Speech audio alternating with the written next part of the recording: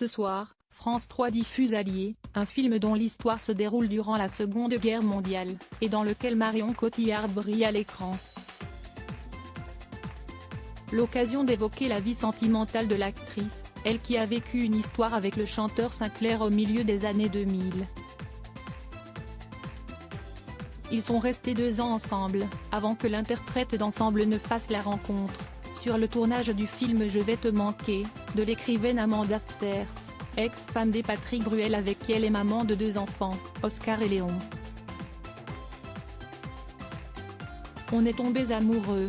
Si est quelqu'un qui a énormément de talent, dégage beaucoup d'énergie. On a plein de projets ensemble, notamment une comédie musicale pour enfants dont Amanda fait le livret et moi la musique. Sans amour je ne suis rien. J'ai besoin d'avoir quelqu'un qui chantait mes chansons. À la maison, j'ai 3 enfants, ma fille, Nina, et les 2 enfants d'Amanda qui sont mon premier public.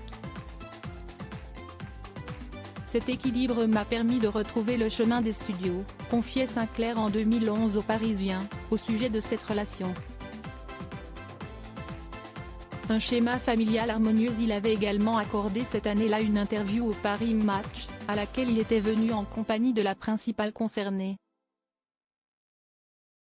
Je pensais que jamais il n'accepterait de faire la beau de ce petit film. On s'était donné rendez-vous dans un bar. Il pensait que j'étais une vieille dame.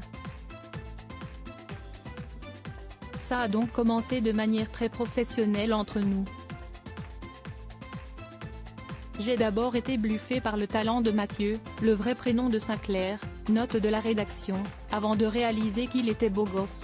On a la chance que nos enfants s'entendent à merveille. Autrement, ça aurait été compliqué. Dans l'ensemble, on a recréé un schéma familial harmonieux, avait notamment déclaré Amanda Sters. Mais leur relation a finalement pris fin l'année suivante.